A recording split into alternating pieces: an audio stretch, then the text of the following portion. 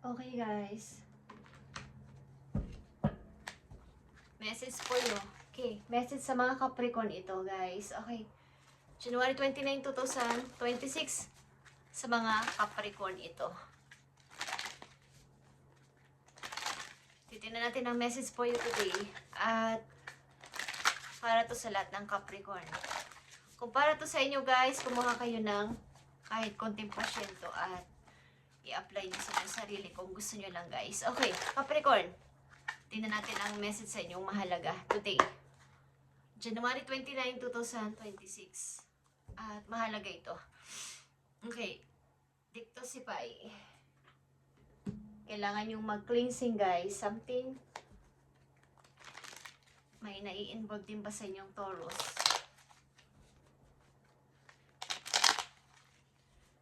Tingnan natin ang message para sa inyo today, January 29.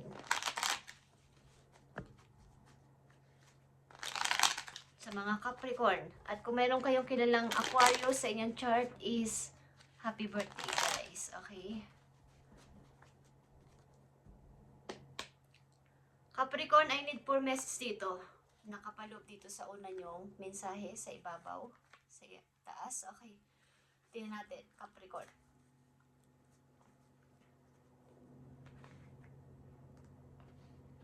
Meron sa inyong gusto mag-message, guys. Okay, Page of Cups. Meron ditong gusto mag-message at minamanifest niya ang bagay na to. Parang wini-wish niya. Okay, Capricorn, tingnan natin ang unang message for you. Andito ang Be Real. At speaking of Aquarius, maaaring kayo ay may involved na tao sa buhay niyong Aquarius energy. Maging makatotohanan kayo, guys. Okay, Be Real. Bakit nandito ang Be Real para sa mga Capricorn? January 29. Maging practical. Maging tumingin kayo sa reality ng buhay. Okay. Capricorn. Okay, guys. Andito ang 2 of Cups. Kaya siguro may gusto sa inyo mag-message. May taong gusto sa inyo makipagkita, makipag-usap, o ayos. Okay. Tumanang kaibigan o lovers ninyo, asawa ninyo, or ex ninyo is may gusto sa inyo makipag-usap. Muli. Okay. Yeah, speaking of this, gusto talaga ng tao na to na kayo ay suyuin, Capricorn, at bigyan ulit ng, kumbaga, bigyan nyo siya ng chance. Scorpio energy ito. At another is water sign. Puro ito water sign, guys. Okay. 9 of Cups. Ang tao na to ay masaya kapag nakikita ka. Maybe may gusto ang tao na to sa'yo, Capricorn. Justice is here. Okay? Ito ba ay inyong ex? Ito ba ay nagtapos na relasyon at gusto kayong balikan ng person na to? So, kaya nandito ang Be Real. Magpakatotoo ka sa sarili mo kung gusto mong mangyari ito. O kung gusto mo pang, kung may chance pa ang tao na to sa buhay mo, Capricorn, is maging totoo ka sa iyong puso. Maging totoo ka sa iyong isip. Ano ba ang nararamdaman ko sa person na to? Okay, or magiging practical ka na this time. Ganun lang yun. Okay. So, maaaring kasal kayo ng person na to, ex mo to, matagal mo na tong hindi nakikita at gusto niyang magbalik sa buhay mo, gusto niyang mag-usap kayo, magkita o mag-usap, guys. Ito ay isang parang nagtapos na, parang may napagdesisyonan pero ang tao na to maaaring humihingi ng justice o hindi sa kanya patas ang naging desisyon ng bawat isa. Okay. Tingnan natin ang paparating na message po you, Capricorn. Ayon dito sa inyong sitwasyon. Balak niyang mag-message o nagbe-message na to sa'yo. Okay, nandito ang Page of Swords. Mukhang tinitignan ka nito. Nitingnan ka nito sa malayo o nag-i-stalk ito sa'yo. Okay, papating na message for you, Capricorn. The Magician, Aries energy, the Chariot.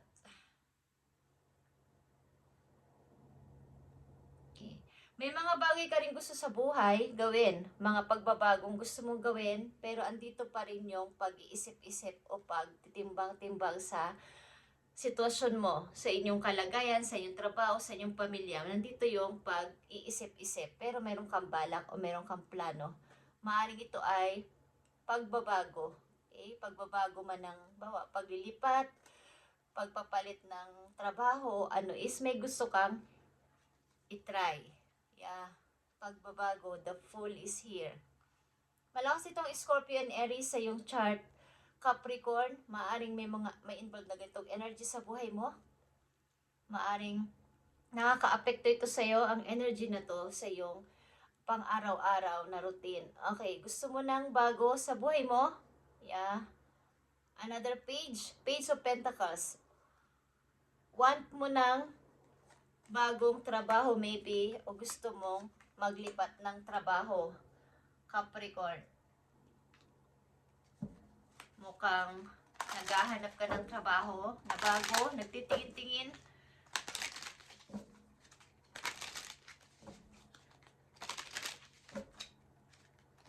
May chance ka naman o may potential ka makalipat ng trabaho dito. Ang kailangan mo lang ay maging practical at maging real this time. Tingnan ang realidad. Ano bang mangyayari kung ako ay maglilipat? Ano bang mangyayari kung gusto ko ng pagbabago? Gusto mo umangat sa kaperahan dito?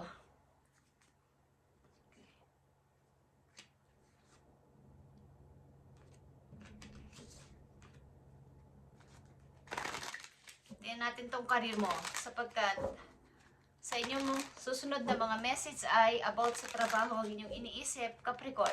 Okay. At may tao din na gusto magbalik sa buhay ninyo. Hindi man siguro magbalik ng tuluyan, is gusto kang kausapin o makipagkita sa'yo or mag-usap kayo. Okay? Magkaroon ng kaliwanagan. Parang hindi patas ang naging desisyon nyo sa umpisa at humingi siya ng panahon. Okay. Tingnan natin ang career mo, Capricorn. Andito ang protecting the planet, guys. Okay, using herb or working with nature in some way. Okay. Ilan sa inyo ay maaaring hinihikayat ng inyong Mother Nature na kayo ay maging malapit sa kalikasan, guys. Okay, Capricorn? Ilan maybe sa inyo ay nakatira sa mga province? Trust that the universe has bigger plan for you than you can imagine.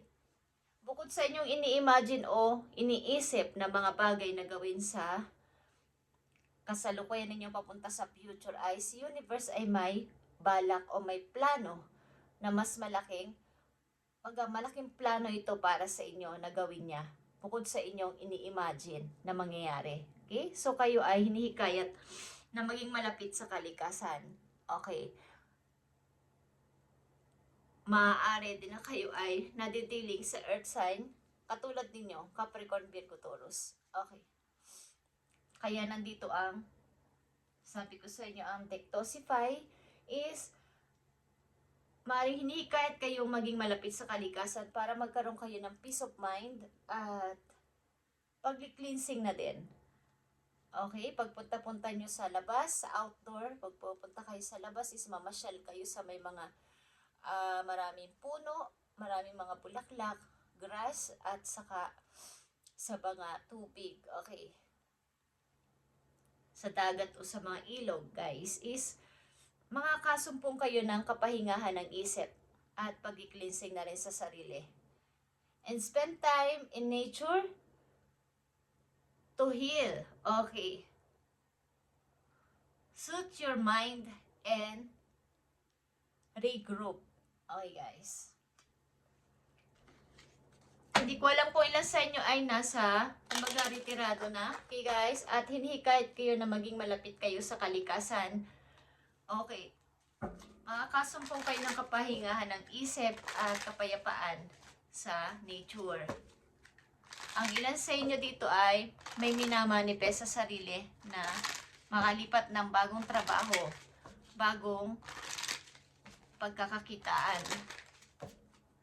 At may gustong tao makipag-usap sa inyo, makipagkita, at para magkaroon ng kaliwanagan ang kanyang matagal na maraming katanungan sa kanyang isip na parang hindi patas ang naging desisyon nyo sa bawat isa o desisyon lang ng isa sa inyo. Maaaring ito ay ex mo, Capricorn. Masayang person na to na tinitingnan ka. Okay, sa malayo. Okay, payo sa inyong Capricorn sa inyong sitwasyon sa ngayon. Yeah. Snake is here, guys, at ang ibig sabihin nito ay transformation. Big changes na gagawin mo sa buhay mo. We will shading old skin and emotion and transforming them into something bigger and better. Capricorn, change in the wind, and you are the center of it all as the catalyst. To smoothen the process, make sure that your intention and clear and that you move forward and will hope. Okay. Kung ang inyong intention ay clear, okay, makikita ito ni God, ni universe, na ang intention nyo ay clear at ang pagbabago na ito ay tutupad sa inyong buhay ng madalian lang. Maybe gusto nyo ng bagong trabaho talaga o something relocate. Andito ang the Chariot and the Fool and Page of Pentacles and Magician sa inyong mga susunod na linggo, buwan, or taon, or this year, is kung gusto niya ng malaking pagbabago na mangyayari sa buhay ninyo, ay kailangan kayo ay maging tumingin sa realidad na ito na yung gusto ko, ito na yung 100% na gusto ko, at clear na yung utak ko dito. Yung emotion nyo ay palitan nyo ng bago, at huwag nang padaanin pa yung nakaraan. Something na healing din is kailangan para sa inyo, guys, kung marami kayong katanungan sa isip ninyo. Katulad ng isang ahas, kapag sila ay nagpalit ng kanilang skin, ay talagang napakaganda, guys, at mabilis silang gumapang. Okay? At iiwan na nila yung kanilang old skin kung saan sila nagpalit. At makikita ito ng kanilang mga kasamahan, something, o may mga humahabol sa kanila na nagpalit sila ng skin doon.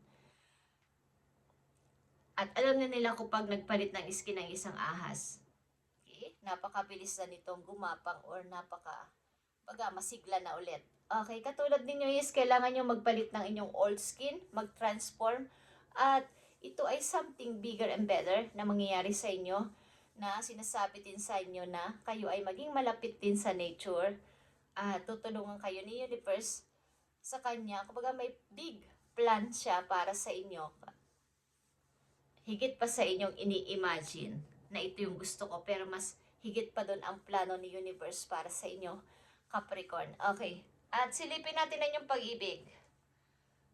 Sapagkat sumisilay dito ang pag-ibig ninyo sa inyong reading. Okay. Pag nagpaparamdam ang pag-ibig na ito. Ano ba tong pag-ibig na to? Capricorn, kayo ba'y umiibig?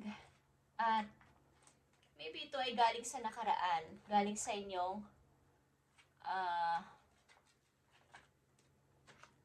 ito ay inyong ex na gusto ulit magparamdam, guys, kung inyong tatanggapin ang kanyang pagsusumamo. Why not? Kung ayaw nyo naman is maaaring gusto nyo ng kahit kaibigan lang kayo sa umpisa ulit. Okay, tingnan natin ang pag-ibig na to na mga Capricorn. Ano ba ang naiisipan nyo dito sa pag-ibig na to? Tingnan natin. Para dito sa soulmate na to, o sa Two of Cups na to. Ano ba to? Para sa mga Capricorn. Okay, Ace of Arrows is here. Mukhang, yeah, nakasurvive naman na ako. Yeah. Three of Arrows is here. And the Five of Cups. Okay. Sinagot na kayo ng inyong pag-ibig. Something ito ay third party ang nangyari sa inyo, guys, at mayroon dito nagsisisi, may umiiyak at nagsisisi sa ginawa niyang pananakit sa inyo. Ito ay third party o sinaktan ng sobra inyong puso, parang tinusok ng tatlong espada. At may nagsasabi dito na nakasurvive na ako dito. Ace of Arrows is here. At gusto ko na ng bagong pasimula. Okay, mukhang ito ay Ang paghihiwalay na to, kung ito ay ex ninyo na gusto magbalik sa buhay ninyo, is merong third party o merong nanakit sa inyong puso. Baga sinaktan talaga kayo. Triple. Okay, at may umiiyak dito, may nagsisisi. May pag-asa pa ba ako? Okay, Capricorn, thank you and God bless sa inyo lahat, guys. At matatapos na naman ang January. At kung ito ay inyong plano, ito ay gusto ninyo, is maging real kayo, at sapagkat may big plan sa inyo si universe at something na malaking pagbabago ito para sa inyo, Capricorn, kaya kayo ay maging makatotohanan sa inyong intention this time. Thank you and God bless.